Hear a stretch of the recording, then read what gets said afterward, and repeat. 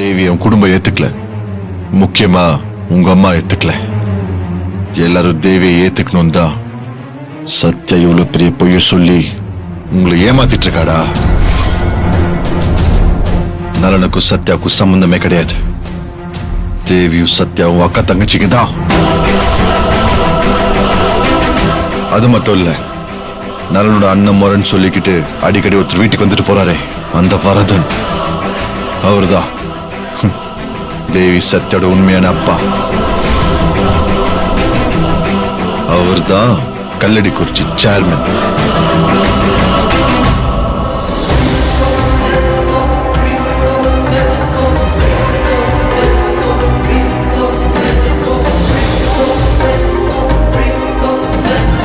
தான் சொந்த அப்பா அம்மாவே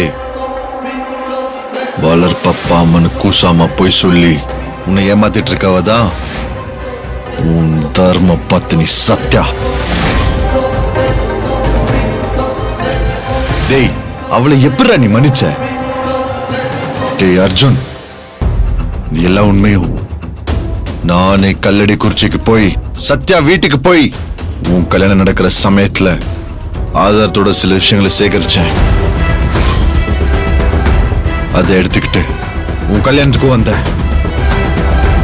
ஆனா சத்யா பயங்கர கிரிமினல்ரா. என் ஆதாரத்தை புடிங்கி எரிச்சிட்டு என்னையும் ஜெயிலுக்கு அனுப்பிட்டா. இந்த உண்மைகளை உன் குடும்பத்துக்கிட்ட சொல்லத்தான் நான் கஷ்டப்பட்டு ஜெயில வந்து சுத்திக்கிட்டு இருக்கேன். உனக்கு நான் இப்ப சொன்னதெல்லாம் ஆதாரத்தோட நிரூபிக்க நான் ரெடி. ஆனா நீ என்ன நம்ப மாட்ட. மானம் கட்டுதான் அந்த சத்யா கூட நீ குடும்பம் நடத்துவன் பிடிவாதம் பண்ணா போடா. நான் நேரம் உங்க அம்மா கிட்ட போய் பேசிக்கிறேன்.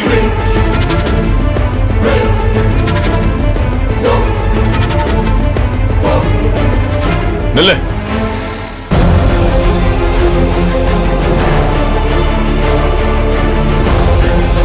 என்ன நம்புறியா? ஆதாரத்தோட நிரூபி. உன்னை நம்புறேன்.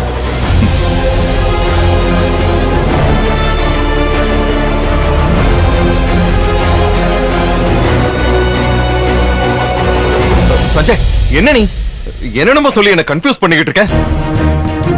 சத்யா நலன் பொண்ணு இல்லங்கிற, தேவி அண்ணியும் சத்யாவும் அக்கா தங்கச்சின்னு சொல்ற. ஏய், உனக்கு என்ன பைத்தியமா? டேய், உனக்கு என்ன பைத்தியமா? என் மாமா நலனுக்கும் என் சொந்த அக்காக்கும் பிறந்த ஆர்த்தி போய் அனாதன்னு சொல்ற. உனக்கு தெரியுமா, ஆர்த்தி பிறந்தப்போ எனக்கு 10 வயசு. என் கையில தான் என் அக்கா முதல்ல ஆர்த்தியை கொடுத்தாங்க. அவ அனாதையா? அவளே என் அக்கா மாமா தத்தெடுத்தாங்க. இதை விட காமெடி இந்த உலகத்துல வேறதா இருக்காடா? இல்ல இல்ல. அதுவும் உன்னை எவ்வளவு பெரிய முட்டாள்னு அவங்க நினைச்சிருந்தா இப்படி ஒரு பூ உன் காதுல அவங்க சுத்தி இருப்பாங்க பாரு. இல்ல. அதுவும் இந்த பூவை பொண்டாட்டி சத்யாவை தவிர வேற யார் உன் காதுல சுத்தி இருக்க முடியும்? உண்மையிலே ரொம்ப பாவுண்டா. அந்த சத்யா சரியான தில்லாலங்கடி அர்ஜுன். அவ உன்னை மட்டும் இல்ல, யாரா இருந்தாலும் சாமர்த்தியமா ஏமாத்திடுவா. உன் குடும்பத்தை, முக்கியமா உன் அம்மா செல்வநாயகியவே நலன் பொண்ணுன்னு சொல்லி ஏமாத்திருக்காளே, அதுக்கு என்ன செய்ய போற?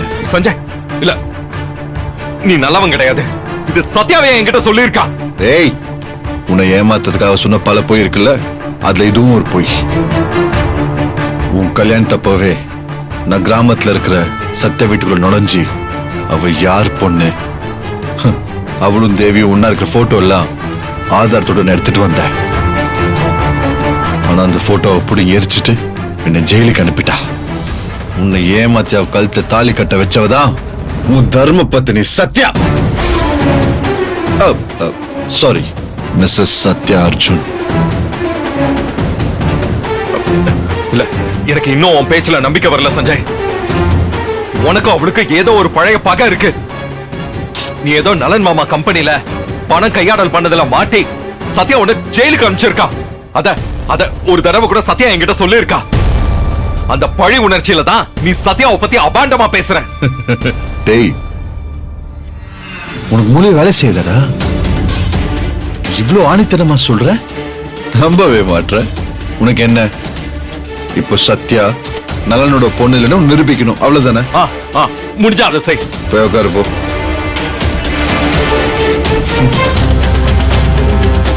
இப்ப பார், என் மாமா நலன் வாயிலிருந்தே உண்மையை வர வைக்கிறேன்.